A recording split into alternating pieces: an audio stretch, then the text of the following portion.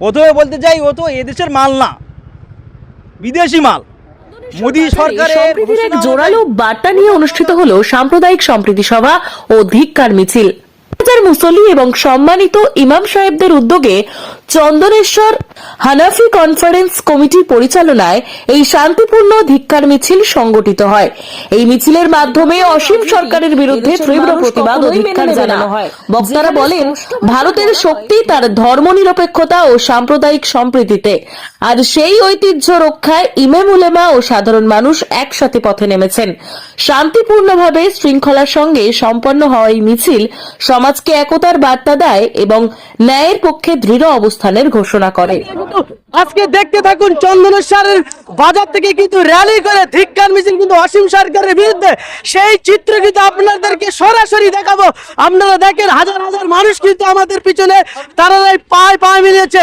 কি বলছেন তারা, দেখতে থাকুন আজকের আল হিলাল মিডিয়ার পর্দায়। বিধায়ক হয়েও একটা মানুষের চক্রান্তে সে নিজে এই কথাগুলো বলেছে। তার প্রথম কথা হচ্ছে এই যে বদরের যুদ্ধে নাকি কোরআন ধ্বংস হয়ে গেছিল, পুড়িয়ে দেওয়া হয়েছিল।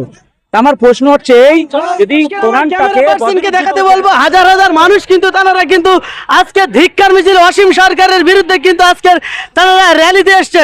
অসীম সরকারের জন্য কি বলবেন? অসীম সরকারের ফাঁসি চাই। সরকারের বিরুদ্ধে কিন্তু আপনারা পথে নেমেছেন।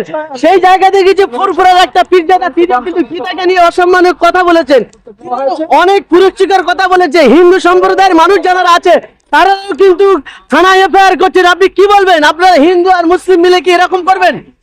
কোন ধর্মগ্রন্থ এটা শেখায় না যে মানুষে হানাহানি করো, একে অপরের ধর্মকে কটূক্তি করো। এটা সমস্ত ধর্মগ্রন্থ মানবতা শিখিয়েছে, মানবতার শিক্ষা দিয়েছে, পাঠ দিয়েছে। এই জন্য কোন ধর্মগ্রন্থ সম্পর্কে কেউ কোনো কটূক্তি মন্তব্য করা এটা ঠিক নয়। তবে আমরা দেখছি গণ এফআইআর হয়েছে অসীম সরকারের বিরুদ্ধে, হাজার হাজার কিন্তু এফআইআর বিভিন্ন থানায় কিন্তু আমরা দেখেছি। সেই জায়গায় দাঁড়িয়ে কিন্তু এখনো গ্রেপ্তার হয়নি, বরঞ্চ আমরা দেখলাম অসীম সরকার কিন্তু আবারও লাইভে এসে বলছে, আমি যেটা বলেছি সত্য বলেছি, আমি রেফারেন্স দেবো, দলিল দেবো, এরকম বার্তা কিন্তু আমরা শুনতে পাচ্ছি। আপনি কি বলবেন? এটা ওনার মূর্খতা ছাড়া কিছুই না। যদি কেউ বুক ফুলিয়ে লাইভে এসে কথা বলে, আমাদের পক্ষ থেকে তো ওনাকে অনেক ডিবেট করার জন্য চ্যালেঞ্জ করেছে, উনি অ্যাকসেপ্ট করছেন না।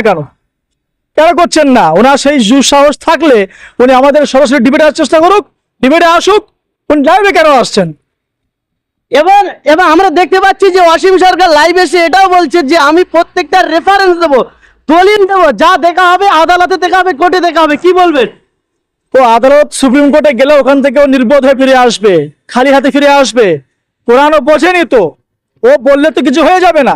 যাওয়া হোক, তারপর দেখা হবে সেখানে। কি বলবেন আজকের যে ধিক্কার মিছিল অসীম সরকার, যিনি কিন্তু একটা সম্মানীয় বিধায়ক, কিন্তু সেই জায়গায় দাঁড়িয়ে কিন্তু মুসলিম হিন্দু ডিভাইডেড করতে চাইছেন, আপনি কি বলবেন?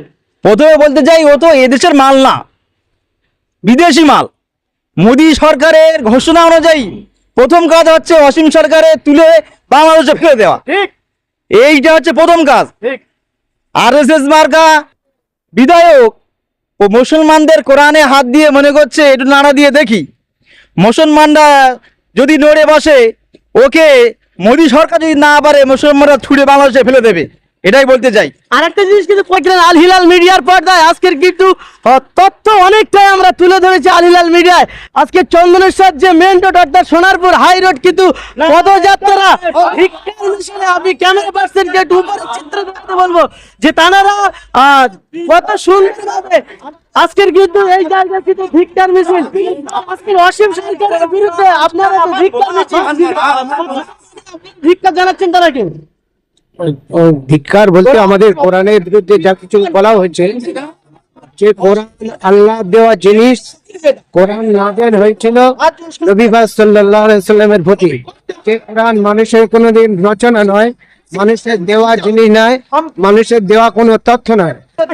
অসীম সরকারের ফাঁসি চাই, আর চাই ওর ফাঁসি চাই, ওর ফাঁসি চাই। কি বলবেন? ফাঁসি চাই। অসীম সরকার ফাঁসি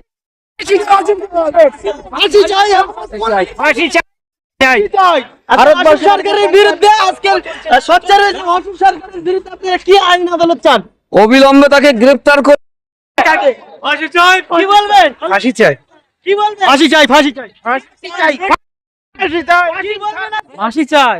কোরআনের বিরুদ্ধে যে করবে তার ফাঁসি চাই। একদম কঠোর থেকে কঠোরতম শাস্তি। ফাঁসি চাই, ফাঁসি চাই, ফাঁসি দিন, কঠোরতম শাস্তি চান। ফাঁসি চাই, ফাঁসি চাই। বলেন বলেন কি বলবেন? ঠিক আছে, ফাঁসি হোক, ফাঁসি চাই, ফাঁসি চাই, ফাঁসি। বলবো আর ফাঁসি চান, ফাঁসি গ্রেপ্তার চাই, সরকারের পুরো কুচে দিতে হবে, কুচে দিতে হবে কথা বলার পরে। কি বলবেন?